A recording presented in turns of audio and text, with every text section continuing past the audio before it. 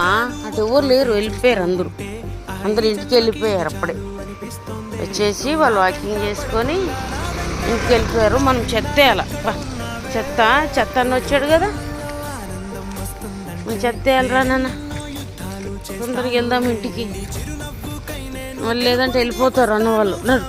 చెత్త వెళ్ళిపోయారు అనుకో, మళ్ళీ చెత్త మనం వేయకుండా అయిపోతాం, ఇంట్లోనే ఉంటుంది.